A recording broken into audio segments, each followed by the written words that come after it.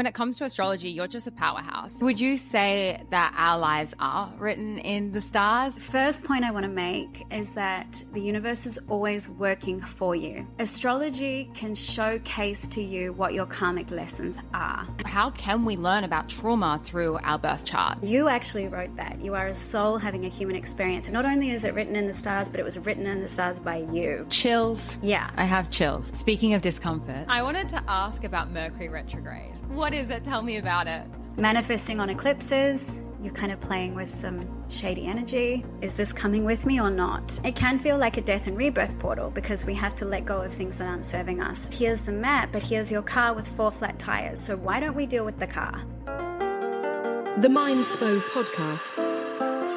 What do you see with your mind's eye? Welcome back. Let's elevate. Roll your shoulders up and back. Unclench your jaw. Elongate your spine as you take a deep breath in. And now, exhale. Now take your mind to that person, place, or thing that you have gratitude for, and start to feel into the joy available to you at all times.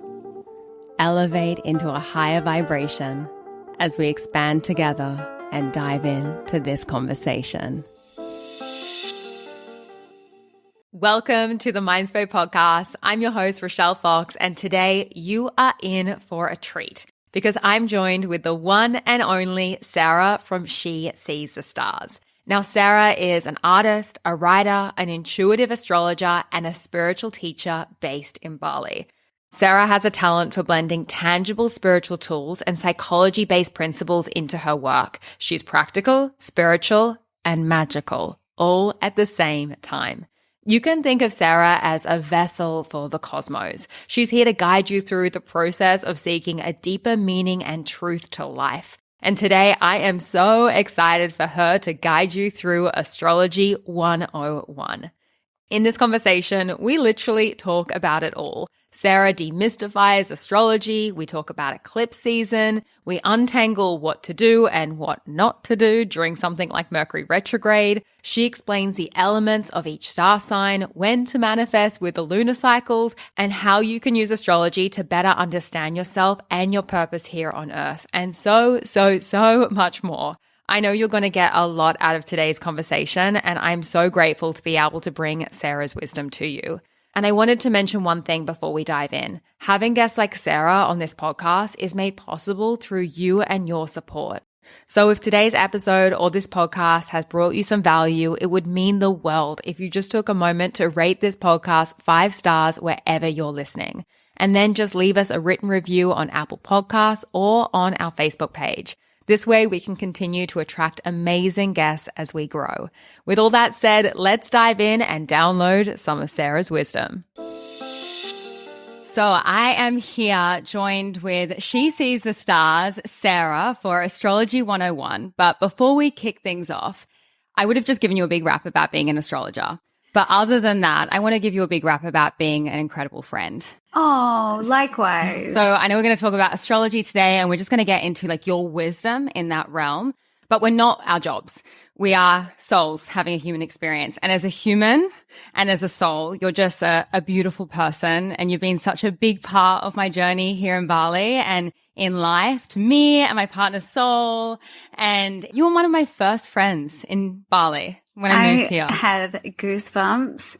That is so beautiful. And I'm so honored to be here. And I really treasure our friendship with both of you. And it's so precious when we find these souls that are aligned and on a similar mission. And I know we were friends in past lives. I'm just so sure. We always say that.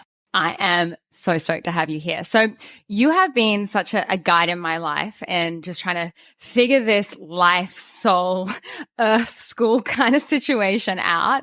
And when it comes to astrology, you're just a powerhouse. And I want to ask, like, when I first heard about astrology, so if I was to come up to you and I was to say, what's your job? And you said you were an astrologer. Around 10 years ago, I would have gone, cool, so you write horoscopes? Yeah. But astrology is so much more than that. It is so much more than the horoscope that we get on a Sunday in the Telegraph or something like that. So what is astrology? What is your job? What do you do? Just explain it from your perspective. That's such a beautiful question. And I have been on the receiving end of that question 10 years ago and seen people's eyes glaze over, because astrology is an ancient science. And as fun as horoscopes can be, that's more of an entertainment, fun, kind of knick-knacky astrology, but it kind of gives astrology a bad reputation, because astrology is actually this ancient wisdom that was utilized and has been utilized for centuries. And really, it's following the patterns of the cosmos. And it's woo-woo on one hand, absolutely. It's very big picture perspective. We're zooming out and looking at these different cosmic archetypes. But actually, it's also very practical and very scientific, because with astrology, we are studying and tracking the movements of the planets and looking at what happens on Earth, what energy comes up, what themes come up when different planets are in different constellations. And the ancients figured out that when the moon is here, we feel this way, or when Saturn's here, there's a pandemic, or when the sun's in Leo, there's this fiery, passionate energy in the sky. So they actually started to, in a grounded, practical way, study the habits of the cosmos. So us as astrologers now, we can predict certain themes because we're looking at the history of what happened last time. So it is woo-woo, but it's also actually quite scientific and kind of practical when you study the actual trends of what happens energetically when these planets are interacting in a certain way. Wow. So I feel like most people's first taste of astrology is their star sign. Yes. So I'm a Libra. Yes. You're a Libra. Yes, we are. We are Libra sisters for life. I feel like it's one of the many reasons we get along. Very true. But it's so much more than just your star sign, isn't it? So we have, I was born in October, which makes me a Libra, but then we have a moon sign, a sun sign, or, correct, right? Like, what even is that? So I often feel like people discover that they're not just their star sign. And It's like, hang on a second, I thought I was a Libra. Why are you also saying that I am a Taurus, something or other? Like, what even is that? Yeah. So when we look up at the sky, there's a lot going on, right? And the sun is a big part of what's going on, because everything in our solar system is circulating around our sun. So wherever the sun is, it's going to have an influence when you're born. And it's kind of like, imagine that the planets are just like us, just like humans. They have different characteristics. So the sun is very bright, obviously. It's very hot. The moon is much smaller. It's more melancholic. Venus is considered to be a very feminine energy. Mars is considered to be a very masculine energy. And when we look back into mythology, astrology and mythology are super linked up. So Venus is Aphrodite. She's the goddess energy. And Mars is that kind of warrior-like spirit. So when we look at somebody's birth chart, we can see, how do they express their feminine? Where's Venus? Is Venus in a fire sign? Is this person, very driven and fiery and passionate? Or is Venus in a water sign? Are they very intuitive and introverted? So that's their feminine expression.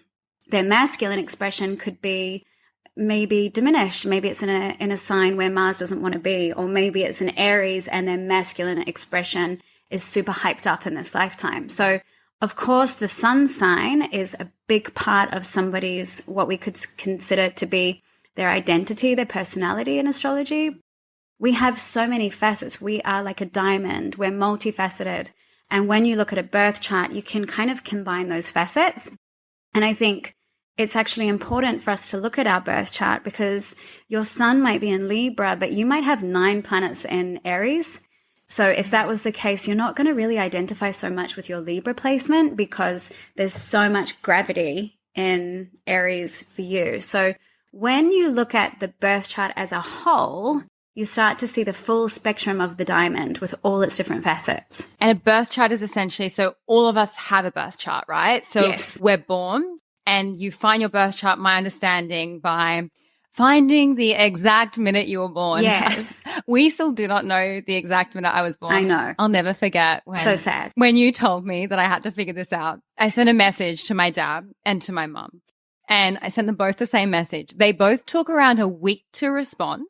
And I got what was a very guilted response from both of them. My dad, and I know my dad's like there, like typing out on the phone letter by letter. And it was this really beautiful response from my dad that was, Rochelle, you know, it was one of the most important moments of my life. But it was, you know, quite a while ago now. So please forgive me if I don't remember. If I wasn't watching the time, I know. And my mother's response was like, you know, birth is very like traumatic. You know, how am I meant to remember? My father had this guilt, but talk to me, why is the exact time so important? Yeah. So we are constantly moving, right? Like we are not just sitting on Earth. Earth is moving, Earth is flying through, and it's turning. As we are traveling on this blue spaceship, we are actually moving and we're spinning.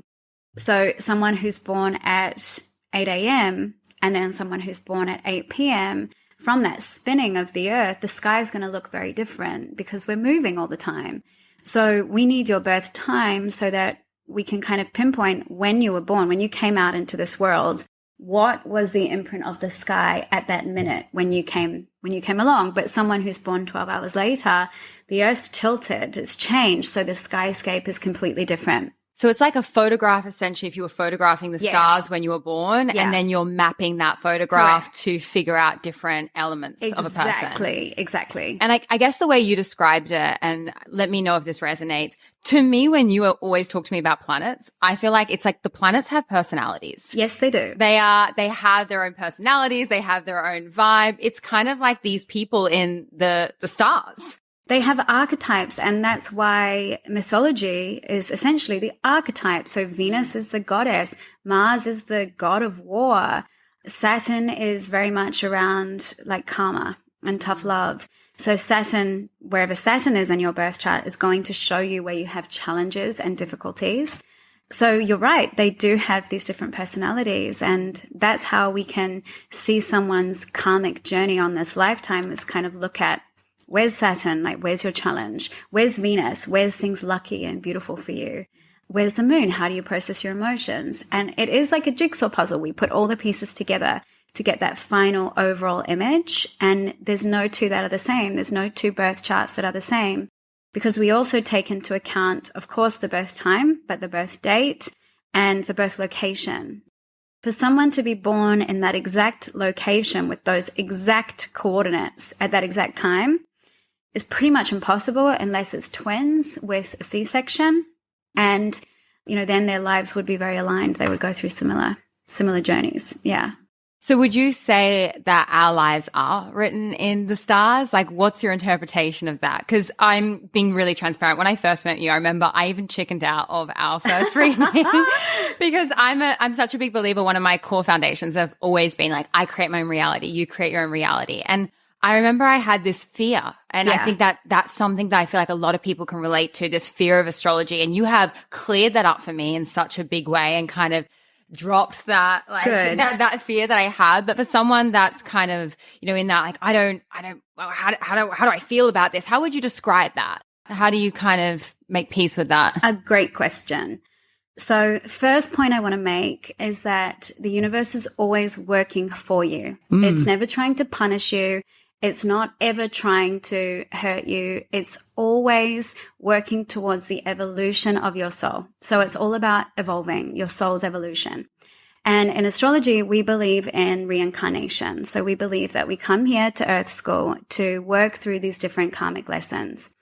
And astrology can showcase to you what your karmic lessons are. So it can show you your comfort zones, maybe where you keep yourself stuck.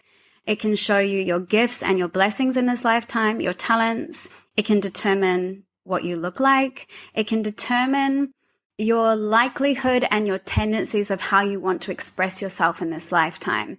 So if you learn about your personal astrology, essentially you're getting an extremely heavy dose of self-awareness. What you choose to do with that is your free will. So if you have self-awareness around acknowledging your traumas, acknowledging your addictions, acknowledging your comfort zone, and you are aware of your tendency that that's kind of your default setting, you can work with that in this lifetime to transcend that and alchemize that. And if we don't have self-awareness, we can kind of fumble through life unconsciously and we feel like a victim and we're kind of just feeling like we have no power and the external world is just pummeling us with all of these different events. But if you understand, I'm here to learn independence, or I'm here to learn love, I'm here to learn compassion, then you will see those external events as part of your soul's evolution to alchemize that, to choose again, to be aware of your tendencies and call yourself higher. I think a great example of that is we're both Libras, right? Yes, so we are. we relate on a lot of that. And something that you've really taught me about being a Libra is I used to feel guilty for my love of aesthetics. I used to, when I first got into this personal growth world, it was kind of like, you need to stop caring about what things look like. And I was even in this like kind of force field of criticizing myself for caring about the aesthetics of things, caring about the beauty of things. But you've really taught me through our friendship that that's just part of like my soul's DNA. Like Correct. That's who I am as a person. Like I'm going to set up if you're watching this on shorts or, a video, you'll see that there's crystals around, we're matching in our yin yang setting. That's something that I love so much. And, I'm allowed to express that. And you've kind of given me permission to express that. But similarly, do you feel like if someone gets like, for example, someone that's Libra and they said that you're indecisive, or someone that's Leo and it's like, oh, you're meant to be front stage, a show, like maybe people call you a show off. Like, how do you navigate those, I guess, stereotypes within astrology? Like, how do you is it that that's who you are, or is it just like part of, what you can accept yourself to be? Yeah. So the world would be a very boring place if we were all the same. So right? true. And for us to grow as a soul, for us to evolve, we actually have to have contrast. We can't grow without contrast. So we need these fire signs to showcase passion, and we need those air signs to intellectualize things, and we need earth signs to ground us and to keep our feet here, and we need water signs to show us emotion and sensitivity. And each sign has a beautiful kind of higher expression and also a lower shadow archetype. So, for example, Libra is ruled by Venus. Venus is very feminine. So for you to want to make your space beautiful and aesthetic, that's actually one of your gifts. And it's also soothing for you and soothing for the people around you. That's your soul expression, is to celebrate the beauties of life. And I think beauty can be very healing. I am a Libra, so we relate on that. But someone who is, let's say, more of a Sagittarius, they might not be so focused on the aesthetics, but they want to travel the world and they want to talk about philosophy and help expand our minds. So actually, we all need each other to pitch in to the recipe of humanity and put our ingredients in. So one of the beauties of astrology is it can help eradicate judgment, because it can be so easy to point the finger and say that person's, so airy-fairy, or this person's so inflexible. But actually, they are living out their blueprint. They are contributing their part of the recipe to society. And so if we can accept these different soul expressions, it can help soften judgment. And I've been able to forgive people and accept people a lot more when I understand their default blueprint. You can sort of see, well, this person is very impulsive because they have 12 planets in Aries. Or I recently became friends with a lot of Aries, and I love their impulsiveness, Me too. but I'm not used to it.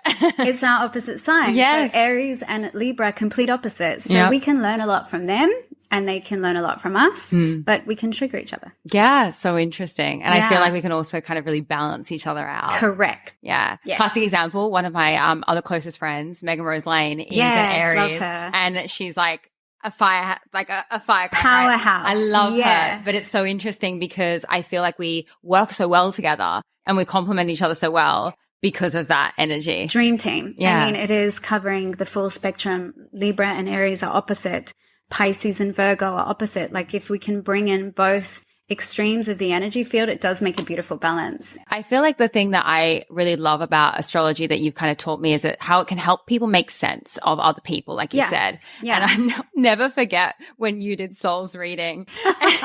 Oh, the Gemini. The Gemini and the Sag, right? So much. And so Soul's a Gemini, so I date multiple personalities at once. You do. And he's got like 5 planets in Gemini. Like he's a very multifaceted diamond. Yes. Don't I know it?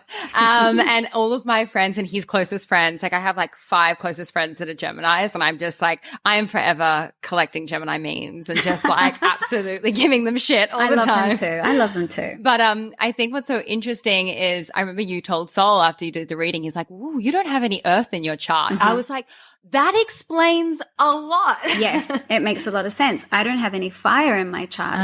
So when I was young, I was extremely submissive and very shy, actually. And again, this is a beautiful way to work with astrology because for Soul, if he understands there's no earth, or for anyone, if we're missing an element, we can consciously try to cultivate more of that energy, and then we, by default, have more balance in our life. So talk to me about elements. So for anyone that's like listening in, like elements, I thought we were talking about stars, and then there's personalities. So there's Earth. Yes. It's kind of Avatar vibes, yeah? Earth is like the material world. So Earth people, they like to cultivate practicality. They want to build a house. They want to build an empire. They enjoy money. They enjoy the 3D material world, and there shouldn't be any shame around that for them. And what are some Earth signs? Earth signs are Capricorn, Taurus, and Virgo. Ooh, nice. So they, in the real world, they have their feet on the ground. So they can be very good for us to, Virgo's like, come on, we got to be on time. Let's be organized. I need to hire a Virgo for the podcast. I love Virgos because I need them too. You've told me before, you're like, Rochelle, you need a Virgo. Yeah. I'm like, can I hire via star signs? You can, if they are so efficient. Capricorn tends to be the empire builders. That is like the patriarchal energy. They want to build an empire. They're reliable. They're responsible. They mature very early, so they're mature for their age. Taurus is also ruled by Venus, like Libra, so they appreciate the beauty of the material world. They love money. They love sensuality. They enjoy luxury environments. And it's the senses. So they love taste, touch, like the physical senses. It's very Taurus, very sensual energy. The fire signs are Leo, Sagittarius, and Aries. These are passionate people. They're assertive. Sagittarius people, they want to teach, they want to learn, they want to travel. And they actually are ruled by Jupiter, so they tend to see life as the glass half full. Aries is fiery. It's the first sign of the zodiac, so they are like the first one out of the gate. They are impulsive. They are fast moving. They are sexual. They're ruled by Mars, quite masculine-driven energy, but we love that. And Leo is all about expression. It's the sun. So Leo people are often in theater, acting. They want to shine. They want to be seen. And that's their archetype for this life. But if someone has 1 planet in Leo and then like 6 planets in Cancer, they often might not associate with their Leo sun because Cancer is more introverted. So this is why we put it all together. The water signs are all around the feminine. It's very spiritual, very intuitive, very emotional, just like water. It wants to flow, so it tends to want to express emotionally. So the water signs are Pisces, Cancer, and Scorpio. So they are very, very deep. In the feels. In the feels. Yeah, in the feels. And then the air signs are Gemini, Libra, and who am I forgetting? Aquarius. Yeah. I always thought Aquarius was water, and then I've been corrected many times. The symbolism with Aquarius is like this woman, the star card in the tarot. So there's water in the symbolism, which can confuse people in the tarot. In Aquarius, it's like a lightning bolt. So they tend to think big picture. They're often humanitarians. They can be great with forward thinking, futuristic thinking. Technology. Yeah. Bingo. As we found out, Manifesty. Yes, it's an Aquarius. Yes. Guys, if you ever look at Manifesty on the App Store, I'll never forget I sent Sarah a WhatsApp message because we were like, oh, I was like, it's Manifesty's birthday. And then you were like, oh, Manifesty is an Aquarius. And then I went and looked at Manifesty's logo. Literally, I created Manifesty's logo as a wave. waves, sort of like that infinite wave with the star, like breaking down, like quantum kind of leaps. And then you're like, Rochelle, it's literally the Aquarius symbol. With a star, you were channeling. Literally. Truly. Yeah. And so that's Aquarius. And then how about Libras? What are we like? Tell me. So we're an air sign. So the air signs tend to be big picture, just like the air. So air signs are like the bird on the wire. They tend to look out at things from a bigger perspective, from above. So Libra is connected to justice. We can see both sides of most situations. We like peace. We love peace. And we can usually empathize with the other side of the coin. So a lot of Libra people are interested in beauty, but then they also often will get into law, justice. Look at Kim Kardashian. She's like the exact archetype of that. She is such a Libra. Like selling makeup at the same time studying law. That's Libra. Aquarius is, again, connected to the future. So often Aquarius people feel like they come from the future. They often feel like they don't belong because they are ruled by Uranus, which is a unique and different energy, but they're here to sort of show us a new age way of doing things. And Gemini is the sign of communication. So they are really strong communicators. They can be very funny, very sarcastic. Russell Brand is a Gemini. So they often have a great sense of humor and they're usually multi-talented. There's a lot, hey. There's a lot to take in. But just to simplify, fire signs are masculine, assertive and driven. Water signs are feminine, emotional and intuitive. Air signs are intellectual and live in the mind, big picture thinking. And earth signs are in reality here in the 3D world. Amazing. Yeah. So there's so much to unpack with astrology. And something that I love about you is you're not just an astrologer. I really feel you're do I want to call you like a human instruction guide? I don't know if that's sexy enough, but you really, I like that. You really do help people make sense of life and like earth school, as you call it. And I feel like you're such a calming and grounded person to be around. And something that you wrote on your Instagram that I was like, oh, we have to talk about this is you said that your favorite part of astrology is that your birth chart shows trauma. And that is, firstly, it just goes to show what the kind of person you are to say that's your favorite part of astrology because you're, tuned in, tapped in, you've been through some shit in your life and that's why you do the work that you do. And it's why I do the work that I do as well. And I want to understand that. Like, what do you mean by that? And how can we learn about trauma through our birth chart?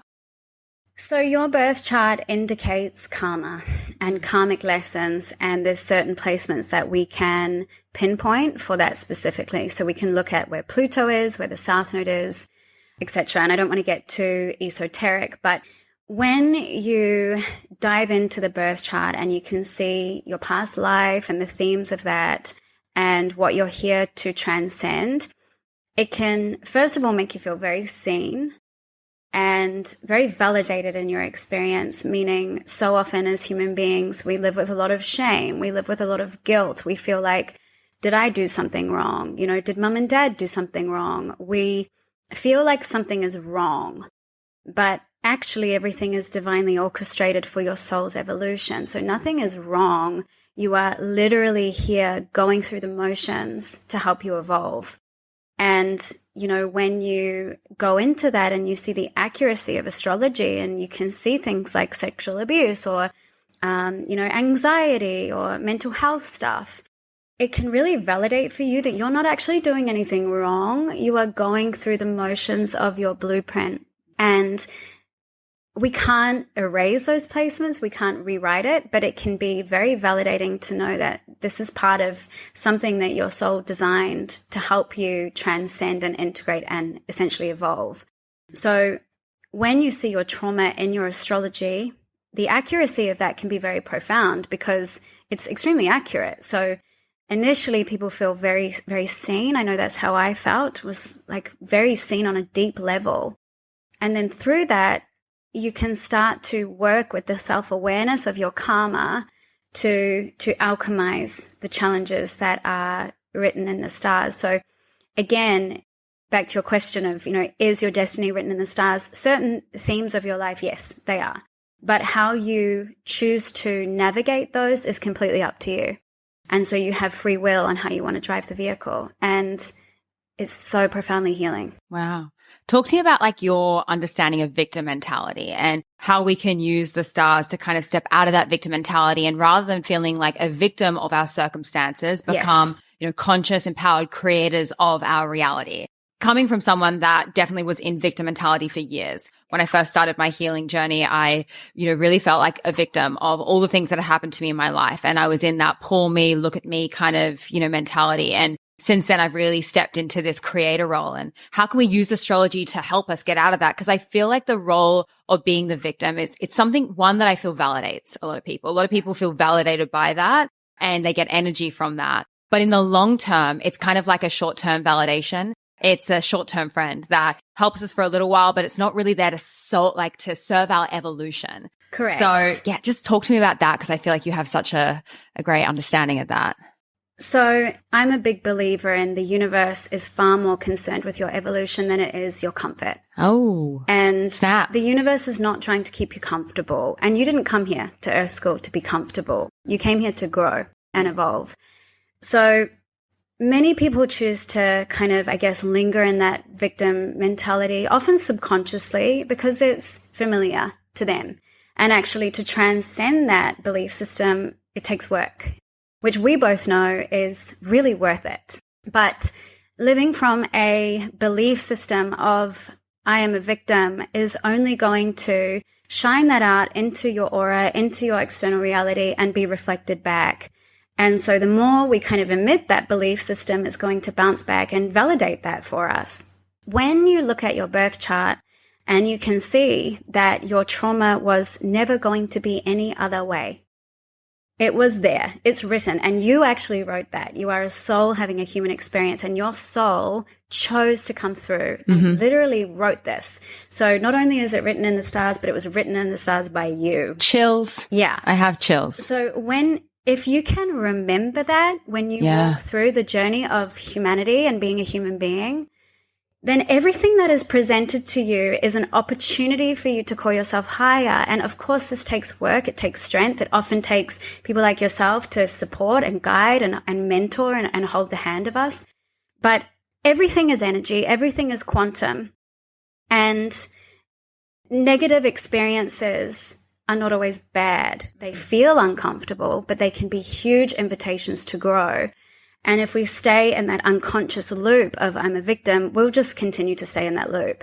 If we look at our chart and go, okay, in this lifetime, I chose to go through codependency and heartbreak. This is here clearly in my chart. Then no longer do you feel like a victim. It's almost like an invitation to rewire your karma in this lifetime. Like, why go through this 100 more lifetimes? Let's do this now. And what happens when you walk that walk is you start to actually see how empowered you are because you get to choose how you're responding to life. And when you respond to life on your terms consciously, you're in the driver's seat. You're so empowered and you can rewrite your story. And as you start to do that and you start to see the manifestations come to life, you recognize this is real. You're a superpower. You're so empowered. And then you are creating your own reality.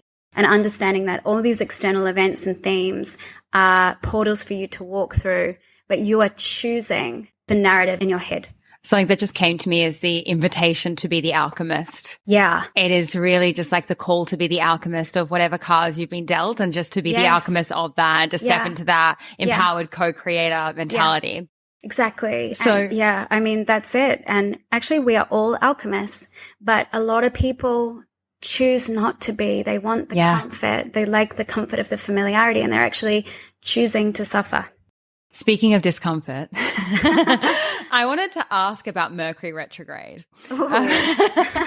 Now, maybe I'm a little biased. I have as we know, a Gemini fiance partner. And as you have taught me, Gemini's ruling planet is Mercury, or they have a lot of Mercury. So Geminis kind of get hit with Mercury Retrograde a little bit harder sometimes than other stars. But I feel like Mercury Retrograde is something that is always trending in the meme world. You and I love a good meme. Love a meme. Love a meme. I know a meme. You should definitely go and stalk She Sees the Stars on Instagram. Sarah's Instagram is It is not a meme world. It is an absolute art gallery of cosmic brilliance and incredible soulful words. Read her captions. Don't just look at the pretty pictures. There is so much depth to your gram. Thanks, babe. But you're definitely you love a meme, even if you're not posting them. I mean, they're going up on your Instagram stories regularly. And something that we see trending a lot, firstly, how often does Mercury retrograde happen? Why does it happen so freaking much? And I also want to know, like, should we be concerned about Mercury retrograde? Like, what does it mean? Someone told me recently that we shouldn't be manifesting during Mercury retrograde. I feel like help me through this time and all our listeners through this time that comes up that is just, it sets the meme world on fire. And I'm like, wait, did I plan a product launch during this time? Should I pull my launch? Like, what is it? Tell me about it. So this brings me back to the statement, the universe is always working for you. Okay. Always. We love you for that. Thank you. And it is true. But again, sometimes it's uncomfortable. So Mercury is the ruler of Gemini. It's also the ruler of Virgo. And Mercury is connected to kind of the day-to-day functional reality. So getting from A to B, communication. It's connected to communication. When Mercury is in retrograde, it usually happens 3 times a year. It appears like that Mercury is going backwards from where we are on Earth. It's actually not, but it's just the way that the planets are dancing. So all the planets are moving. Some are fast, some are slow. They go in different directions. They've all got their own kind of basically dance routine that they're doing. So 3 times a year, Mercury will change direction. And because the archetype of Mercury is connected to communication, it can mean that from our perspective here on Earth, the realms of communication are going backwards. So our technology devices can kind of break. We can have issues with communication between one another. Things just kind of go a bit tits up and it's uncomfortable. Tits up is a great explanation for some of my Mercury retrograde experiences. Tits up. Tits Devices, up. Tits up. Water dropped on the laptop. Oh, yeah. Camera not working. It all happens. So again, right, we can often go into that victim mentality and just get so frustrated. What's connected to Mercury is our mental realms. So the realms of our mind, it's very mental energy. And in today's society, we live, in my opinion, too much in that space. So we're continuously overthinking. We often lose the present moment because we're so in our heads. Mercury retrograde is an invitation to actually come into more embodiment and to, I guess, detox or take a rest from all of that mental energy. So sometimes when things are going quote unquote tits up, it's because maybe you are spending a lot more time on your devices than your soul tribe wants you to be. And so sometimes the universe will create these external things so that you can actually go into your internal process. And because Mercury is going backwards, it often is connected to our past. So past lovers come up. We get DMs from our exes. We bump into people we haven't seen forever. But the universe is actually inviting you to go back to something unfinished. Do that tidying up. To do the tidying up. Often that does mean, I haven't been doing yoga because I've been working 14 hours a day. Often it does mean, I need to have a conversation with that person from the past. So it's divinely orchestrated to kind of go back and revisit things. You can work with Mercury retrograde consciously. So you can actually utilize that time to maybe finish a project that wasn't finished, or to maybe take a little bit of time away from the mental process and get into more meditation, breath work. So we can work with these transits consciously if we are aware of them. It's kind of like the way I'm sort of seeing it is it's like seasons, right? Like the universe has these seasons that are going on that are inviting us to kind of go through these kind of spring cleaning routines per se. And that is so interesting and I definitely feel, that is a really great piece of awareness. Like 3 times a year, I 100% need to kind of step away from like my devices and take a little bit of a break. So really love your interpretation of that. Do you have an opinion on manifesting during times of retrogrades or during times of eclipses? Like, is there any kind of magic to that?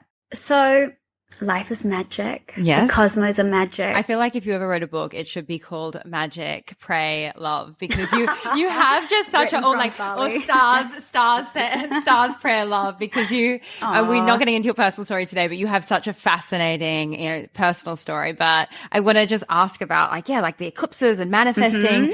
We're avid manifestors here on the Mindspo community. This like the soul fam, we're all about manifestation. So should I not manifest during eclipse? Should I not manifest during Mercury retrograde? Like, help me out. So they're all different. They all bring these different flavors.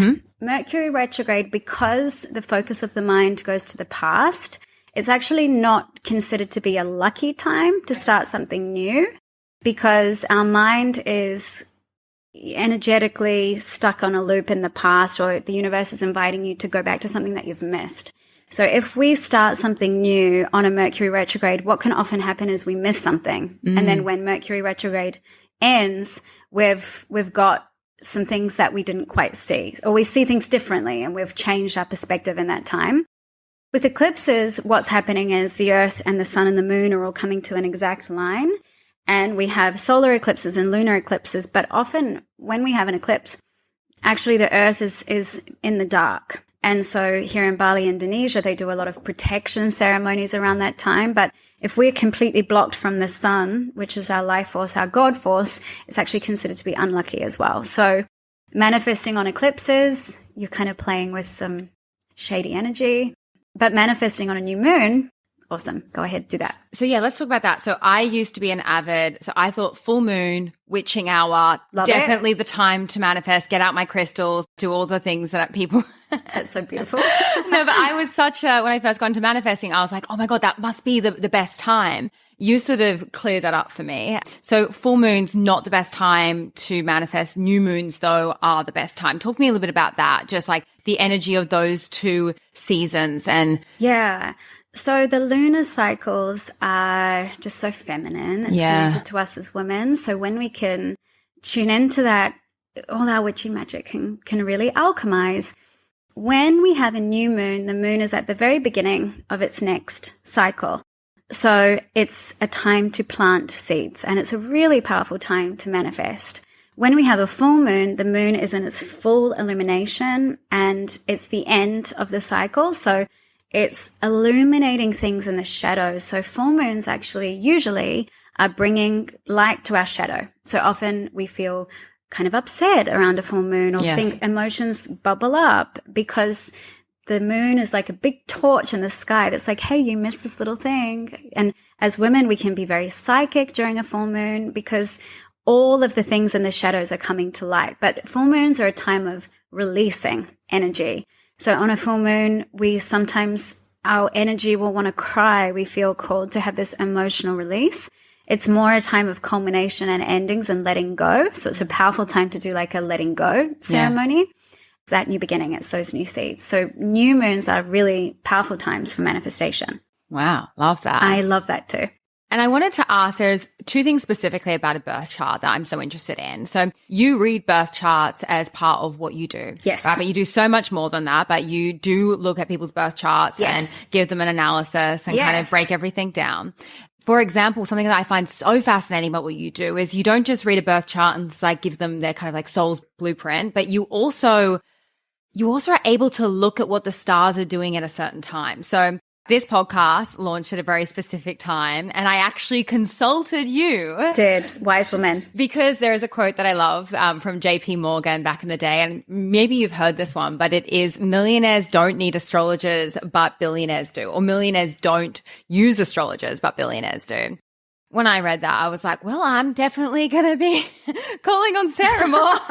But you gave me something that you offer as a service, which is basically a mini reading just to kind of check on what the stars were doing so I could launch this podcast at a very, what are we going to call it? A karmically good, aligned time. Yeah. So we launched this podcast in April on the 11th. Like, why did we do it at that time? Like, could you just explain how you do that? And if someone was wanting to launch a big project or do something, like how they can use this, system that is like kind of written for us in the stars to like utilize that for our advantage to empower us rather than disempower us. And that whole idea that, billionaires, we won't get into it today. There's so much deeper we could go, but I think like the world elites, like the big picture people out there, they're using astrology to their advantage. Like, and you have such a wealth of knowledge of when things were done at certain times in the world based on astrology. Yeah. It's wild. But so why did we launch this podcast at this time? We looked at the stars. Like, just how did you do that? Explain that. Yeah. So if you were a swimmer and you're like, hey, Sarah, I want to go out and swim on Bondi Beach on this day, we can read the tides, right? So I could say to you, yeah, babe, like the surf is amazing, go out today. Or there's a rip, you're going to go in the wrong direction. Same thing with astrology. Love that analogy. Yeah, all of the planets they're moving, and sometimes they're going backwards and sometimes they're going forwards. And sometimes the voices of the benefic lucky planets are louder and closer to Earth, and sometimes they're further away and more of the challenging planets are closer. So, for example, in 2020, we had Saturn and Pluto, both considered to be challenging planets that bring difficult energy in a conjunction, which is very rare. It doesn't happen very often. Saturn is restriction, Pluto is trauma. Look at what happened for the world in 2020 when those two planets met each other. So that was a time where all the astrologers knew, like, this is going to be a gritty year. Some shit's going to go down. But we also have planets that bring beautiful energy and good graces and luck and blessings. And currently, right now, this year in 2023, up until May, all of the planets are moving forward. So there's a good current to catch. If you're going to catch a wave, now is the time to jump in there and catch that wave because there's no riptides right now. Let's go surfing, baby. Right? Exactly. And then also currently, you know, Jupiter and Venus are really close together. So they are both positive energies. So when those two come together, there's a lot of beautiful energy in the air. Wow. So you can kind of use that to direct what people do and if it's a good time for them. 1,000,000%. And when you start to learn about this stuff, it's so powerful for manifestation.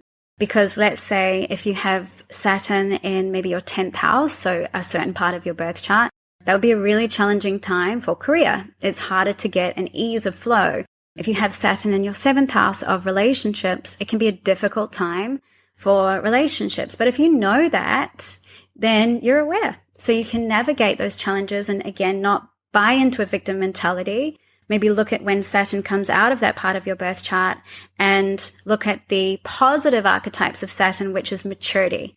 So it's an invitation to mature, to step into more structure in that avenue of your life. So when you start to work with the different archetypes and learn where they are in your life, again, the victim mentality is eradicated because you can navigate that. It's like God literally hands you a GPS.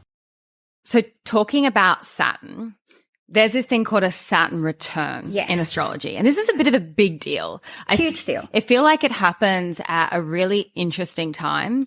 And when I learned about Saturn returns, I was actually launching the Mindspo mansion during my Saturn return. Okay. I was in that doing retreats, kind of really going all out. And you've really kind of made me understand what a Saturn return is. But for everyone listening, like, what is a Saturn return? Should we be scared of it? How long does it last for? Saturn is also one of these planets that it's kind of like, it's not a scare. I don't want to say it's scary, but I'm like, it's a planet that has has a punch to it. So imagine you had like a grandfather that loved you so much, but was kind of like the strict, tough love grandfather.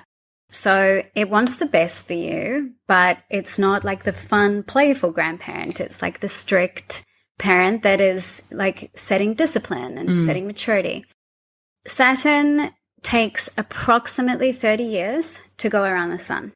So if you're born and you have Saturn in Pisces, you're about to have your Saturn return because Saturn's about to come back into Pisces for the first time in approximately 30 years. And Saturn, the archetype of Saturn is maturity and growing up. So when we have our Saturn return, it's kind of, it sounds a little cliche, but it is kind of like going from being a girl to being a woman. And then we have our second Saturn return around the age of 60. So we kind of are going into that next phase of becoming the wise woman. And often that's connected to retiring as well. So it's a big deal when we have a Saturn return.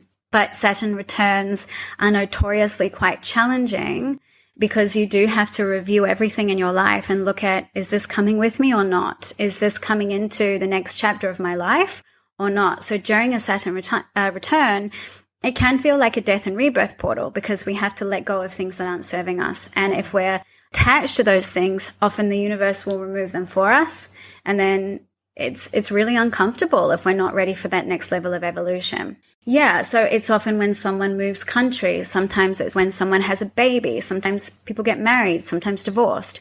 But it's usually big life themes coming up for review. And I wanted to ask as well, when it comes to astrology, we have like these 12 houses. So Yes. there are all these different houses within your birth chart that I understand. There's two things in the chart that I want to get into. There's so much more we could talk about, but I specifically want to know about 12th house placements, which is the last house. Yeah. And I also want to understand about ascendants, but talk to me about the 12th house. Like, what is that? Yeah, so if you can imagine that your blueprint is like a wheel, it kind of almost looks like a pizza. That's the analogy that I use. So there's 12 different slices, and the 12th slice of pizza is the final slice. So that's connected to the furthest house away from your physical body. The first house is your body. It's what you look like. It's your presentation. It's how you present yourself. The 12th house is really far away from that first house. So it's like the higher realms. Behind the scenes energy. So the 12th house can be connected to the subconscious mind. It can be connected to all things unseen and behind the scenes energy. So people who have a lot of planets in the 12th house, they are connected to the higher realms. They can be very spiritual, but, you know, sometimes they need a lot of time on their own. They like to be behind the scenes. If we have challenging planets in the 12th house in our natal birth chart, we can deal with challenging archetypes of our subconscious mind. So that can be things like anxiety, mental health disorders, which I believe everybody has to some degree. But depression, anxiety, often that will be a difficult planet in the 12th house, the house of the subconscious mind. Wow. And how about your ascendant? Yeah, so the ascendant is in the first house I use whole sign astrology. So with whole sign astrology, the ascendant is always in the first house, and that is the house of the body. So the first house represents kind of the bread on the outside of the sandwich. So how you showcase yourself. I'm a Taurus ascendant. Taurus is very feminine. So I love to have long hair and I love to wear mascara and I love to wear jewelry. But someone who is maybe more of an Aries ascendant, they might be very athletic. They often will have an athletic physique. A Cancer ascendant is usually that sort of maternal, very feminine, voluptuous shape. Gemini ascendants usually have fast metabolism and they like to change up their appearance because it's multifaceted. So the ascendant is connected to what you look like. Wow. So fascinating. Yeah. And I wanted to understand, so there are one thing that I feel I got tripped up on was there are different types of astrology. So there's like a Vedic astrology. Yes. And then there is also, is it Western astrology? Yes, yeah. What's the difference there? Yeah. So I always find this question quite hard to answer. Okay, fair enough. I totally understand. It's kind of like when someone asks me the different types of meditation. I'm like, okay, they're both used, but it's nuanced. It's true. Within Vedic astrology, there's multiple modalities you can use. Within Western astrology, there's multiple modalities that you can use. My first reading was actually Vedic, and it was very accurate. And that's the Indian system, and it's all in Sanskrit, and it's still very accurate. I often would sort of compare it to, imagine I'm driving a Mercedes and you're driving an Audi. We're going to the same destination, but the journey's a little different on the inside. Essentially, they're giving a similar message, but the vehicle is just a little bit different. With Vedic astrology, usually the planets will bump back one sign. So rather than you being a Libra, you would be a Virgo in Vedic astrology.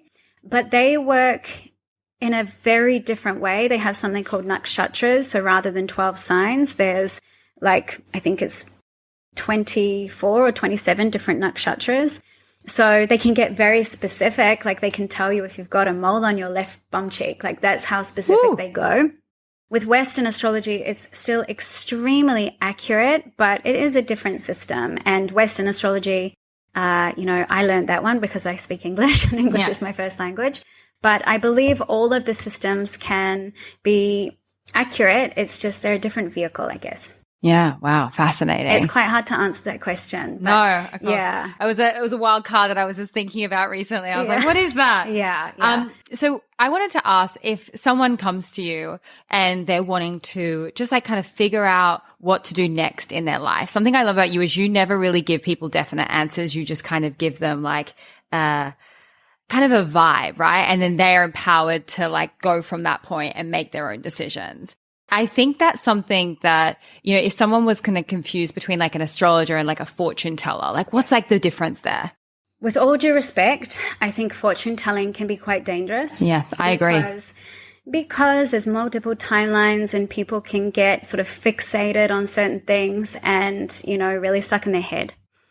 With astrology, we can forecast what themes are coming up. So we can forecast where Saturn is in their birth chart, or where Pluto is, or, where Venus is going to be. So you can forecast times of strong fertility. You can forecast time. You recently told me to be careful with my fertility. Yeah. What did I have recently? I think you had Venus maybe coming into your 5th house. Yeah. So like your line was, you did a reading for us and you're like, guys, just because I know you're not necessarily trying, like maybe just be, I was like, what? My fertility? We're not pumping out any babies. Yeah. So you can see things like that. So you can fortune tell and astrology, but again, I don't always believe that's actually of benefit to someone, because I think if you go to someone and you're like, tell me what's going to happen in my future, you can be disempowering yourself by putting your future in somebody else's hands. So I would sort of try to work with that client and look at maybe their blind spots and help them see those blind spots so that they are equipping themselves with all the tools to then work through the different transits that are unfolding in their birth chart. So for example, someone might come to me and say, when am I going to meet my husband? And I might be like, well, hey, just letting you know, your South Node is in Libra in the 7th house, and you're actually very codependent, and you believe that your happiness exists in a Prince Charming, that when you are in a relationship, it's also going to be hard. So that's not going to be your happy ending. So let's look at the codependency piece, and let's look at why you're coming to me with urgency around that question. So we go straight to the seed of that being and their blind spots so that they can work on becoming whole rather than tell me what's going to happen, because tell me what's going to happen is often coming from a place of fear. Yeah. Wow. So true. Hey. Yeah. It's like you're wanting someone to hand you the map, but instead you're going, okay, like here's the map, but here are also all the other options that you can go on. Yeah. Or I could say like, well, here's the map, but here's your car with 4 flat tires. So why don't we deal with the car? That's a lot more constructive. And then all of a sudden that person can essentially go anywhere. And absolutely, I can show them the map, but I would rather look at the 4 flat tires. Wow. Love that. Sarah, I adore you. This has been such a beautiful conversation. You are someone that doesn't just do like readings. You also are now running retreats. You have programs. Tell the audience a little bit about how they can find you, how they can connect with you, how they can tap into your wealth of knowledge and get access to one of my friends in such a profound way. So what do you do? Tell us all about it. So, yeah, I believe in quantum healing through the cosmos and working with these different archetypes. So people can find me on Instagram. With technology, it's not my strength, but I do have the one platform of Instagram, and I also managed to get myself a website, which is a big deal. So it's fab. Go stalk it. They can find me on Instagram. And yeah, really, I run moon circles. We do a lot of alchemizing energy through group work, through coming together and working with the energy. So I believe in energy work, and when you start working on your energy, you can become really powerful with manifestation, as you know.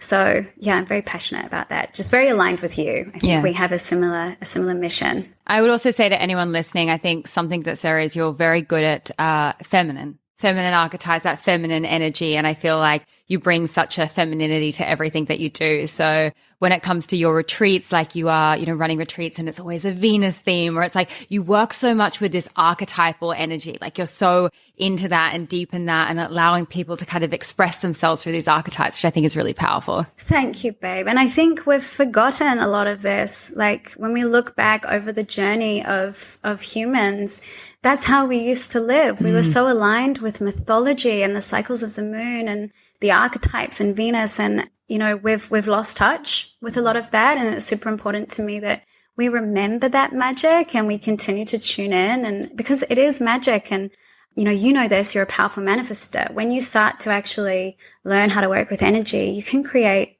a pretty powerful life. So I want to help teach people how to do that.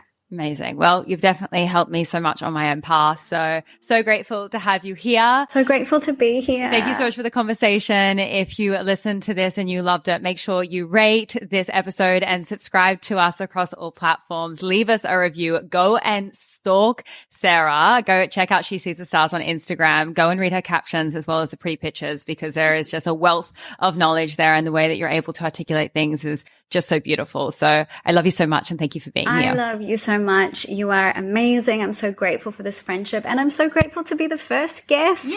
I just am so proud of you. Love you. You're amazing. All right. Love you, babe. Love you so much. Bye. Thank you for joining me for this episode. You can discover more from Mindspo on Instagram and TikTok by following @Mindspo and myself @Rochelle_Fox.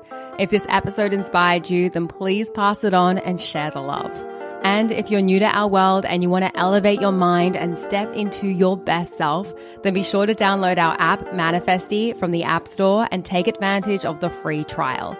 With Manifesty, you can create your own vision board movies, practice powerful meditations, and set affirmation reminders so your phone supports your journey towards that abundant vision of your future. And lastly, always remember, you create your own reality. So go and make some magic.